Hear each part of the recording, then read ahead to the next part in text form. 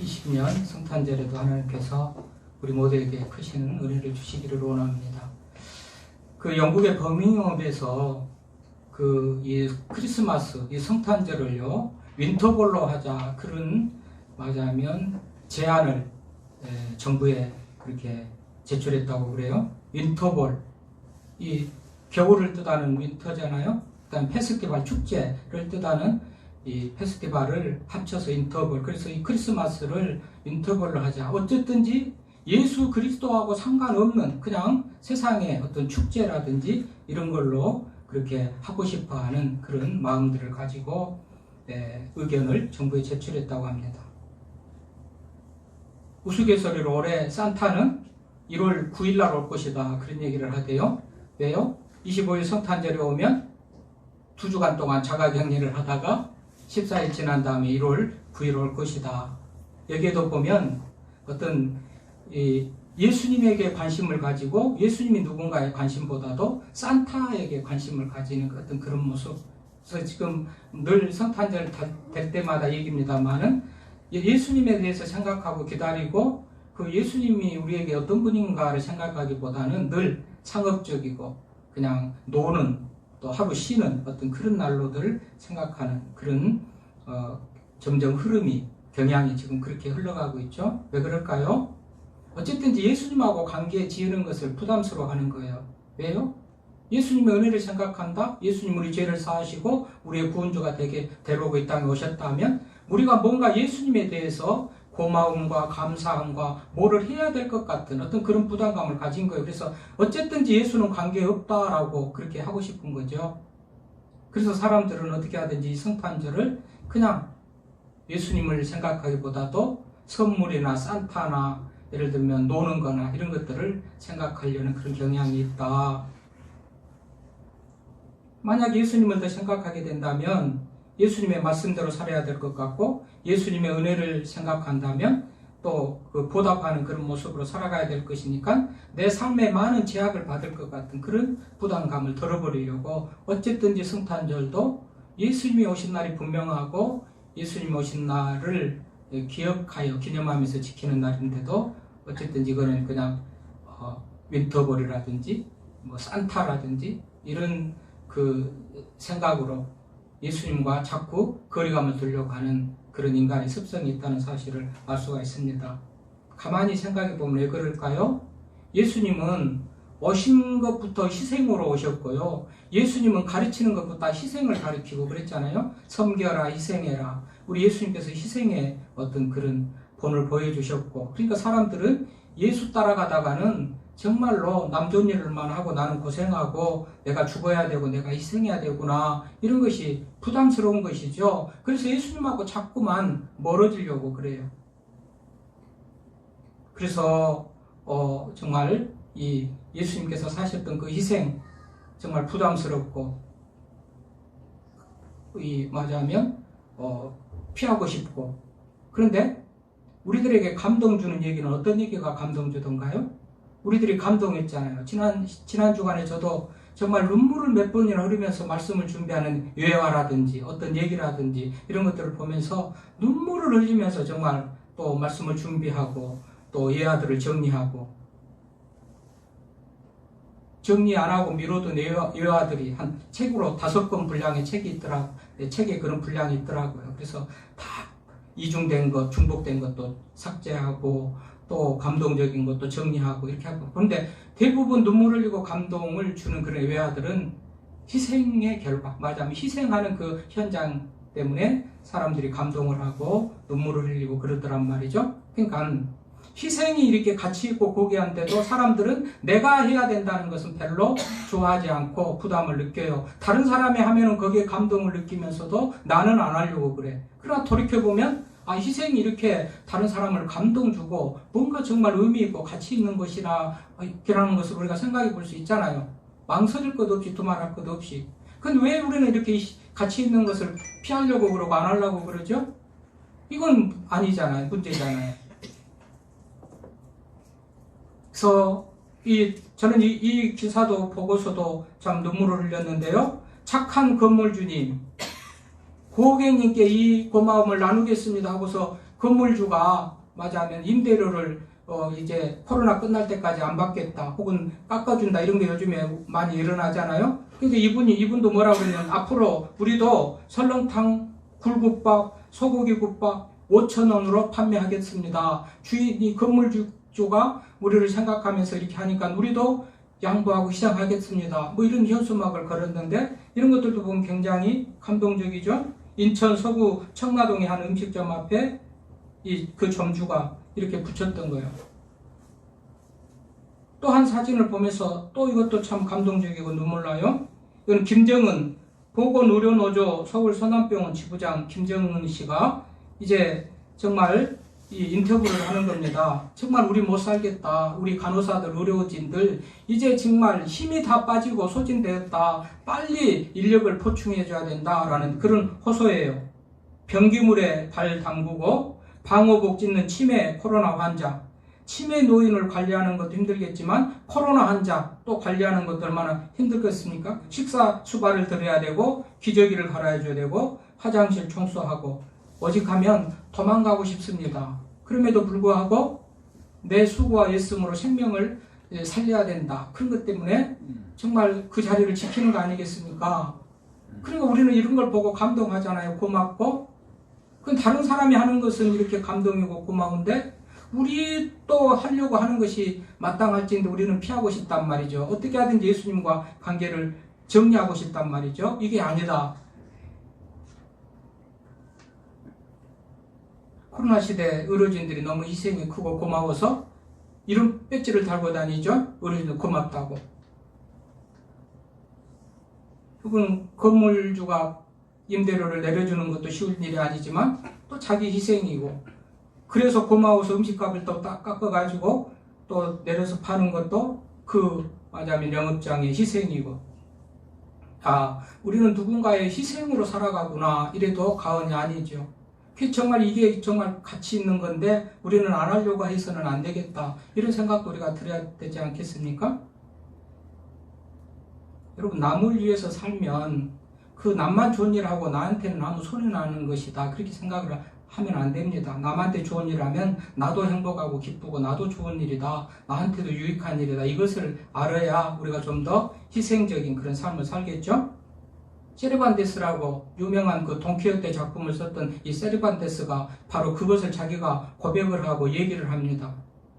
이 사람은 용병으로 맞아면 8년 거지죠? 군대 싸움 전쟁터에 우리나라 옛날에 월남에 파견해가지고 돈 벌려고 정말 우리 군인들 전문의들이 갔던 것 같이 이 세르반테스도 유럽 군대에 용병으로 팔려가요. 이 사람은 소설도 모아도 시도 굉장히 많이 쓴 사람인데 이 사람이 결국은 어디에서 이런 실력이 키우고 어디에서 이런 밑바탕 거기 감옥에서 이래가지고 이제 패전하면서 포로가 돼서 감옥에 갇혀서 감옥 생활을 하는데 얼마나 좌절되고 낙담되는 그런 상황입니까? 근데 글 메모 하나씩 써가지고 감옥의 동료들한테 주면 굉장히 감동을 받고 어떤 거는 재밌어하고 야 너 글 소질 있다 정말 대단하다 어쩌면 이렇게 감동적이냐 어쩌면 이렇게 아름답냐 어쩌면 이렇게 웃기냐 동료들이 그렇게 해주는 거예요.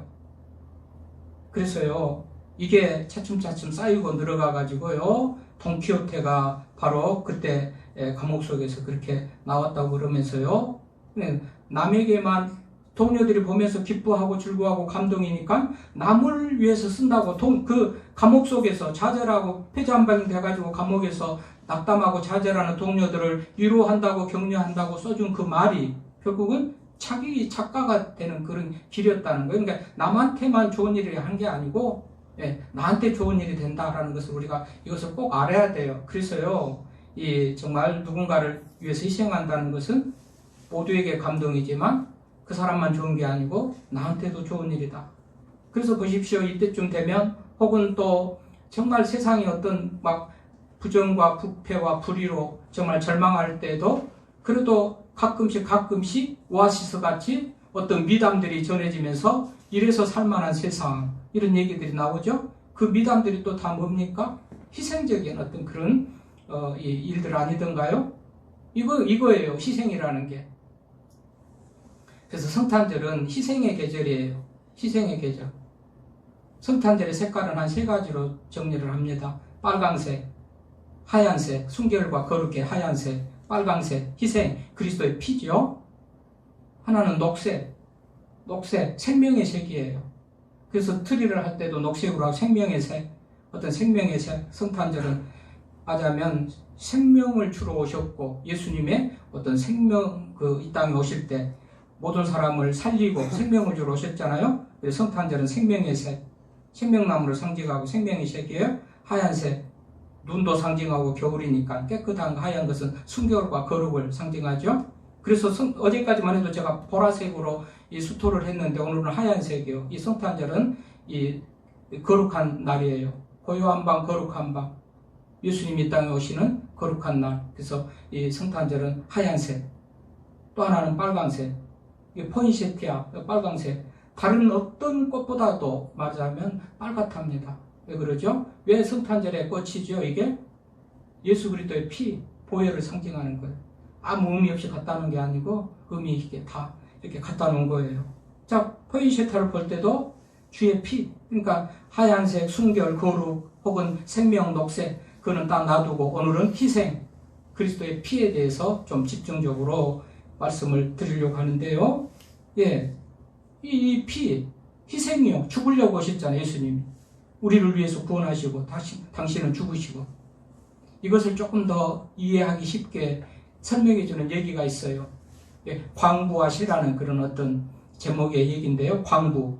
땅속 깊이 들어가서 위험한 그런 상황 속에서 말하자면 채굴, 무슨 그 석탄이나 광물을 캐내는 사람들, 광부. 그 갱도에 들어가는 그 갱도가 보통 밑으로도 깊이 내려가고 옆으로도 깊이 들어가고 보통 우리가 생각하는 것 이상으로 깊이 들어가죠. 굉장히 위험하니까 항상 위험을 대비한답니다.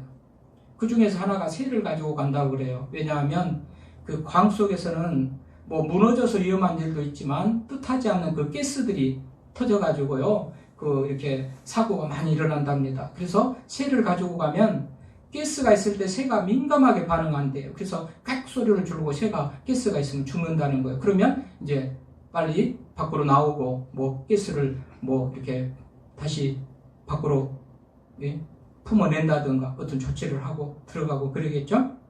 근데 이 광부를 대신해서 새는 죽어주는 거예요. 광부의 생명을 살리려고 광부들이 자기 생명을 안전하게 지키려고 새를 가지고 갔다가 가스가 있으면 새가 죽고 광부가 살아나는 것. 그러니까 예수님이 이 땅에 오신 것은 그런 의미거든요. 우리를 살리려고 예수님이 오셔서 대신 죽어주셨어요. 예수님 대신 우리가 산 거예요. 이게 희생이에요. 희생. 그래서 성탄절은 우리가 희생을 생각해야 돼요. 하나님을 보십시오. 하나밖에 없는 아들 독생자 예수를 인간을 위해서 내어놓잖아요. 이게 하나님의 희생입니다. 뭐 하나님의 사랑이라고도 표현하지만 사랑이나 희생이나 사랑이 있으니까 희생하고 희생하니까 사랑하고 그렇죠. 어쨌든 하나님의 이 희생 어느 정도 아들 독생자 아들까지 넣어주신 그 희생. 그래서 요한복음 3장 16절에 하나님이 세상을 이처럼 사랑하사 독생자를 주셨으니 그러잖아요.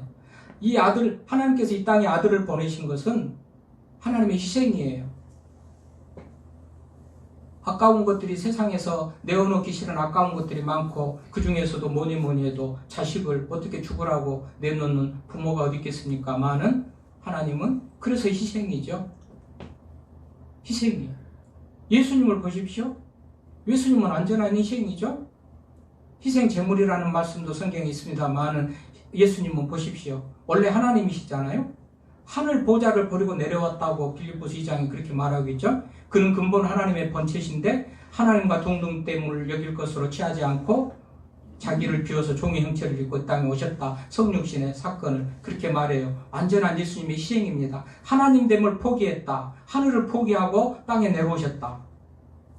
여러분 계시록 22장 같은 21장이나 22장 보면은 하늘은 얼마나 좋던 것인가요? 좋았던 것. 천국은 얼마나 좋던가요? 새하늘과 새 땅 보니까 눈물도 없고 아픔도 없고 곡한 것도 없고 뭐 뭣도 없고 이 땅에서 우리가 힘들고 고통스러워하는 것들이 다 없고 땅과 비교할 수 없는 것이 하늘인데 그런 하늘을 버리고 예수님께서 이 땅에 오셨어요.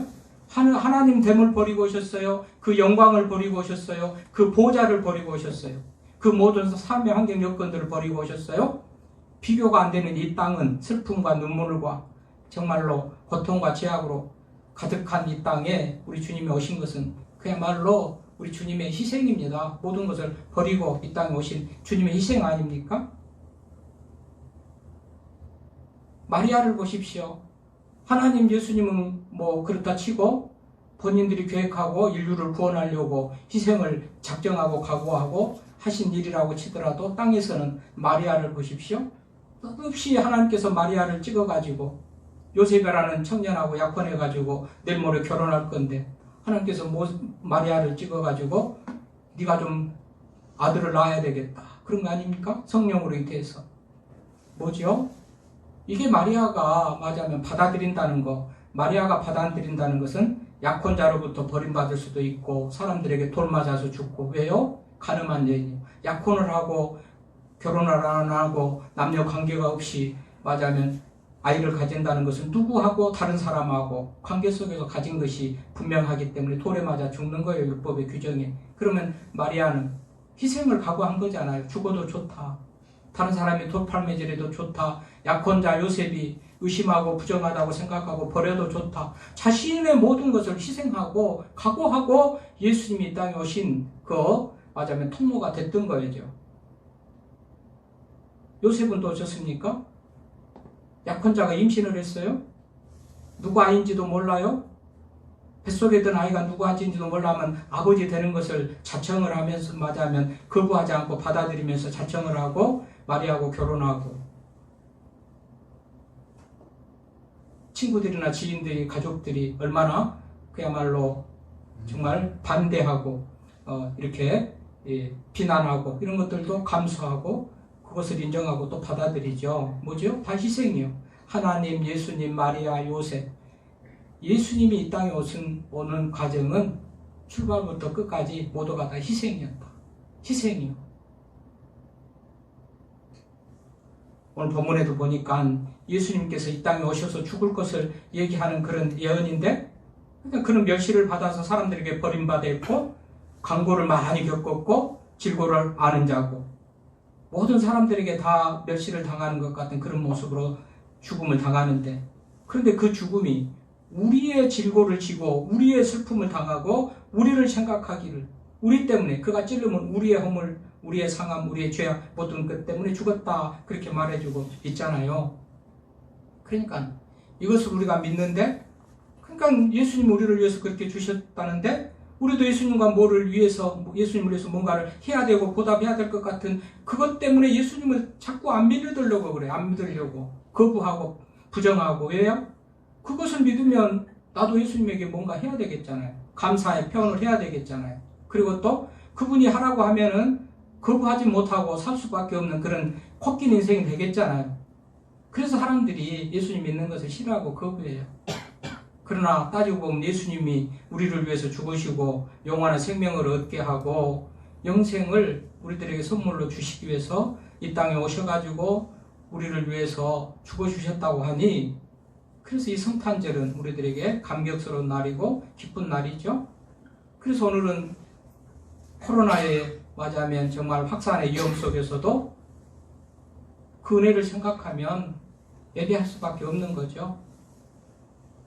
다행히도 아마 정부에서도 이 날이 지나고 나면 이제 3단계로 해가지고 거리두기를 더 강화시킬 것인지 예상이 그렇게 됩니다만은 아마 교회 때문에 그래도 오늘까지는 개인적인 사적 모임은 5인 이상을 금지하면서도 종교는 그래도 20인 이내로 이렇게 최소한의 비대면 예배를 원칙인데 기도 순서, 촬영 관계자, 반주자, 설교자, 기도자 이런 순도를 해가지고 한 20명 이내는 이렇게 허용을 해줘서 그래도 우리가 지난주를 보니까 이 정도 우리가 모이는 인원은 돼서 그냥 오늘 이렇게 이전과 같이 그렇게 해서 오게 됐는데 어쨌든지 우리 오면서도 저도 그렇고요. 어떻게 보면 코로나라는 그런 맞으면 위험 요소가 우리 가운데 있지만 그래도 우리를 위해서 이 땅에 오셔서 우리를 위해서 죽어주시고 오늘 뭐라겠다고 오늘 그가 찔리면 우리의 허물 찔렸잖아요. 창으로 옆구리를 찔리고 우리 찔렸어요. 그가 상하는 것은 상하는 것은 뭐예요? 손발에 못을 박히고 가시 면류관을 쓰고 온몸이 다 그가 죄악 때문에 징계를 받고 평화를 누리고 그가 채찍에 맞음으로 우리가 나음을 얻었다. 채찍에 맞고 피아 돌로로사 그 길 맞으면 재판정에서 골고다까지 그 가는 길 속에서 수없이 채찍을 맞고 그리고 맞으면 십자가에 달려 돌아가셨잖아요. 그러니까 우리가 당해야 될 그 일을 예수님이 대신해서 죽어주셨다는 거예요. 당해주셨다는 거예요. 그러니 예수님의 희생이 사랑이 얼마나 크냐 말이죠. 그래서 우리가 예수님을 믿고 밤낮 불러서 찬송을 들어도 늘 아쉬운 마음으로 하나님 앞에 찬양과 영광을 돌려드리고 하늘을 두루마리 삼고 바다를 먹물 삼아도 그 사랑을 다 기록할 수 없는 그 사랑이 그래서 생긴 것이죠. 누가 우리를 위해서 피 한 방울은커녕 그야말로 조금도 우리를 위해서 뭔가 자신을 내어주는 그런 사람들이 없는 중에도 우리 예수님께서는 우리를 위해서 이렇게 생명까지도 내어주시고 우리를 위해서 다 채찍 맞고 상함을 받고 그리고 찔리고 결국 우리 주님은 우리를 위해서 나를 위해서 이렇게 죽어주시기 위해서 이 땅에 오셨다. 우리를 살리려고 희생을 당했다. 스스로 자체의 희생을 당했다. 이로 인해서 하늘에는 영광, 땅에는 기뻐하신 사람들 중에 평화, 기뻐하신 사람들 중에 평화, 죄의 문제를 해결했다. 구원을 위해서 우리 주님이 오셨다. 그 주님이 나의 모든 맞아하면 죄악을 사하시고 하나님의 백성 되게 하셨다는 사실로 기뻐하신 입은 사람들 중에 평화, 기쁨이고 평강이죠. 그 일로 하늘에는 영광. 왜요? 하나님이 계획하신 일을 주님이 이루기 때문에. 하나님의 영광을 위해서 예수님께서 그 일을 행하시기 때문에. 그래서 우리가 희생이 필요하고 희생해야 되겠다. 특히나 요즘 같은데 얼마나 많은 사람들이 위로를 정말 바라고 위로받기를 바라고 위로가 필요한 때입니까? 정말 어떻게 보면 정말 이 연말 연시 때는 늘 그렇지만은 이제 코로나로 인한 금년 같은 때도 더 많은 사람들이 정말 좌절하고 아픔 속에 있으니까 이때일수록 더 위로가 필요한데 우리는 서로 위로받기만을 원해요. 누가 나를 위로해 주지 않나. 그러나 실상 우리 주님은 능동적으로 자체에서 희생하러 오셔서 위로하러 오셨고 소망을 주러 오셨으니 오늘 우리들도 정말 위로하는 사람이 되고 내가 희생해서라도 남에게 정말 어떤 유익을 끼치는 그런 우리가 되는 것, 이게 성탄절에 다시 한번 우리가 각오하고 깨닫고 또 결심해야 될 그런 어떤 주제죠. 희생. 자, 죽은 사람은 반응하지 않는답니다. 그렇죠? 아무리 간지럽히든지 꼬집든지 뭘 북을 치든 장구를 치든 피리를 분든 죽은 사람들은 반응하지 않는답니다. 우리가 반응하지 않는다면 우리 또한 신앙적으로 영적으로 죽은 사람이라고 할 수가 있죠. 하나님의 말씀을 듣고 깨닫고 내가 예수님을 믿는 사람으로서 안 믿는 사람에는 해당 안 되죠. 예수님을 안 믿는 사람에게는 예수님이 무슨 관계겠습니까? 해당이 안 되죠. 믿는 사람들은 예수님이 나를 위해서 그렇게 해주셨다는 사실을 깨달을 때는 반응을 해야 되는 게 맞지 않습니까? 반응. 예. 반응하지 않는 사람은 죽은 사람이에요. 죽은 사람은 반응하지 않아요. 신앙으로 영적으로 죽어있으면 아무리 말씀이 우리를 찔리고 선포되어져도 아무런 반응이 없죠. 너는 해, 나는 들을게. 이건 죽은 사람입니다. 신앙이 살아있어야지 죽었어야 되겠습니까? 신앙이 살아있다는 것은, 반응한다는 것은 하나님의 말씀에 순종하는 것이죠. 예수님께서는 감사하고 예수님이 사셨던 것처럼 희생하고 섬기면서 사는 것을 세상 속에서 행하고 예수님께서 그렇게 하라고 하셨잖아요. 나를 위해서 죽어주시고 우리가 이제 예수 때문에 사는 우리들인데 그 예수님이 우리에게 본을 보여주시면서 너희도 이렇게 하라고 가르치셨고 그러니 우리가 살아있는 신앙인답게 이제는 말씀에 순종하면서 더욱더 세상 속에서 빛이 되고 소금이 되고 섬기고 희생하는 그런 모습으로 살아야 되는 것 맞지 않습니까? 아멘. 우리 사람들은 저 높은 곳을 향하여 날마다 나아갑니다. 올라가 독수리같이 올라가 성공과 영광과 자랑과 승리를 향해서 올라가고 저 높은 곳을 향하여 올라가. 물론 저 높은 곳이나 이것은 이 맞으면 성경적으로 하고 찬송적으로 하면 하나님을 향하여 나가는 것이지만 세상 사람들의 가치관으로 볼 때 그냥 올라가고 높아지고 잘되고 승리하고 성공하는 바라보고 그 길로 갈 것이 아니고 예수님은 하늘 보좌를 버리고 이 땅에 내려오셨어요. 낮은 자, 낮은 곳에 섬기러 오셨어요. 이 계절에, 성탄의 계절에 우리들도 좀 더 이제는 뭔가 쟁취하고 얻고 승리하고 성공하고 어떤 그런 자리보다도 우리 주님같이 겸손하게 낮은 자리로, 낮은 자들이 있는 곳으로 내려가는 그런 모습이 성탄절 예배에 참석하고 성탄절을 맞은 우리들이 결단하고 행동해야 될 그런 모습이다.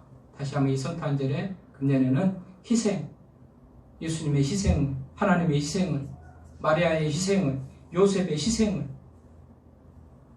온통 이 희생 속에서 우리가 성탄절을 생각하면 희생으로 충만한데 우리가 그런 모습이 없으면 이해타산을 하고 나는 이만큼도 손해 안 보겠다 하고 이래가지고 무슨 하나님의 사람이고 하늘의 뜻이 땅에서 이루어진 것 같이 땅에서 하나님의 나라가 이루어지겠습니까? 하나님의 나라를 이루어지는 데는 우리의 희생과 섬김과 그런 사랑과 기도만 하늘의 뜻이 하늘에서 이룬 것 같이 땅에서 이루어지기다 기도할 것이 아니고 우리가 이루어지도록 하나님의 미달들이 되는 것이요. 이게 희생의 삶입니다. 낮은 자의 삶이고 다시 한번 예수님이 하늘 보좌를 버리고 이 땅에 오셨잖아요. 뭐 하려고요? 우리를 위해서 상하고 찢기고 찔리고 고난받고 그래서 우리가 살아서 우리가 영생으로 하나님의 자녀가 됐으니 감사하고 그분이 시킨 대로 그분이 기뻐하시는 대로 희생의 삶을 살 때 이 성탄절을 맞는 그런 바른 정말 성도의 어떤 자세인 것을 알고요. 강단 옆에 있는 포인settia의 새빨간 꽃을 보면서 그리스도의 피를 보면서 그리스도가 우리를 위해서 이렇게 죽으셨으니 나는 주님을 위해서 뭘 할까? 좀 더 희생을 생각하고 섬기고 사는 우리가 될 수 있기를 바랍니다. 하나님 아버지